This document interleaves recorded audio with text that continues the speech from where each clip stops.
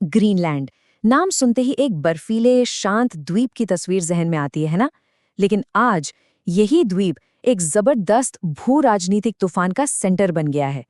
ये एक ऐसा संकट है जहां दोस्त ही दोस्त के लिए खतरा बन गया है और ये पश्चिमी देशों के सबसे मजबूत गठबंधन की नींव हिला रहा है।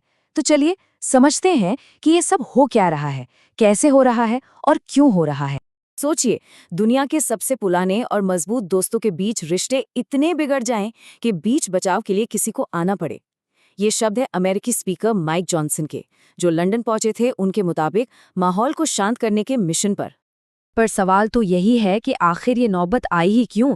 अमेरिका को अपने सबसे करीबी सहयोगियों को शांत करने की जरूरत क्यों पड़ गई? इस डिप्लोमैटिक स्टॉर्म, इस कूटनीतिक तूफान के पीछे की असली वजह कहीं ज्यादा गहरी है। इस पूरी कहानी को समझने के लिए हम सबसे पहले स्पीकर जॉनसन के दौरे की बात करेंगे, फिर देखेंगे कि ग्रीनलैंड को लेकर ये दाव आखिर है क्या। इसके बाद जानेंगे कि कैसे ये गठबंधन अंदर से बट रहा है, संप्रभुता की ये कैसी परीक्षा है, और आखिर में यूरोप के पास अब रास्ते क्या बचे हैं। तो सबसे पहले बात स्पीकर जॉनसन के लंदन दौरे की। ये दौरा ऊपर से तो एक शांति मिशन जैसा लग रहा था, लेकिन क्या इसके पीछे कुछ और भी चल रहा था? तो देखिए, हुआ ये कि अमेरिका ने अचानक यूके समेत 8 यूरोपीय देशों पर भारी टैरिफ लगा दिए। जाहिर है ब्रिटेन के प्रधानमंत्री कीयर स्टारमर ने इसकी आलोचना की, लेकिन दिलचस्प बात ये थी कि स्पीकर जॉनसन ने स्टारमर के संयम की तो तारीफ की, पर असली मुद्दे पर पर्दा डालने के लिए आर्कटिक में रूस और चीन का पुराना खतरा फिर से गिना दिया। और यहीं से पर्दा उठता है इस संकट की असली वजह पर। ये वजह है राष्ट्रपति ट्रंप की एक जिद कि ग्रीनलैंड को किसी भी कीमत पर हासिल करना है। देखिए, ये सब कुछ रातों रात नहीं हुआ। इसकी शुरुआत तो ट्रंप के पहले कार्यकाल में ही हो गई थी, जब उन्होंने ग्रीनलैंड को खरीदने की इच्छा जताई थी। लेकिन 3 जनवरी 2026 को वेनेजुएला पर अमेरिकी हमले ने सब कुछ बदल दिया। इसके ठीक बाद ट्रंप का बयान आया, हम ग्रीनलैंड को किसी भी तरह हासिल कर लेंगे। और फिर सिर्फ 2 हफ्तों के अंदर 17 जनवरी को यूरोपीय दोस्तों पर 10% टैरिफ लगा दिए गए। जो कभी एक अजीब सा ख्याल था, वो अब एक खुला आर्थिक और कूटनीतिक युद्ध बन चुका था। और अगर इसके बाद भी किसी को कोई शक था, तो राष्ट्रपति ट्रंप के इस सोशल मीडिया पोस्ट ने उसे दूर कर दिया। एक तस्वीर जिसमें ग्रीनलैंड पर अमेरिकी झंडा है और कैप्शन है, ग्रीनलैंड अमेरिकी क्षेत्र स्थापित 2026। ये सिर्फ एक पोस्ट नहीं था, ये एक खुला ऐलान था। तो अब समझते हैं कि ये मामला इतना संगीन क्यों है। नाटो जैसा मजबूत गठबंधन आखिर हिल क्यों गया है? वजह सीधी सी है, इस बार खतरा बाहर से नहीं बल्कि घर के अंदर से ही आया है। तो सवाल ये है कि आखिर ग्रीनलैंड में ऐसा क्या खास है। देखिए, 2 बातें हैं। पहली, इसकी लोकेशन। ये उत्तरी अमेरिका और आर्कटिक के बीच एक पहरेदार की तरह है, जो मिसाइल हमलों की पहली खबर दे सकता है। और दूसरी, इसकी जमीन के नीचे छिपा खजाना, यानी रेयर अर्थ मिनरल्स, जिनके बिना आज के मॉडर्न गैजेट्स बन ही नहीं सकते। और यहीं इस संकट का सबसे बड़ा और खतरनाक विरोधाभास सामने आता है। नेटो को बनाया गया था ताकि कोई बाहरी ताकत किसी सदस्य देश पर हमला न कर सके। लेकिन आज डेनमार्क की संप्रभुता को खतरा किसी बाहरी दुश्मन से नहीं, बल्कि नेटो के ही लीडर अमेरिका से है। यानी रक्षक ही अब आक्रामक बन गया है। पर अमेरिका ये सब करने की हिम्मत कहाँ से ला रहा है? जवाब इस एक आंकड़े में छिपा है।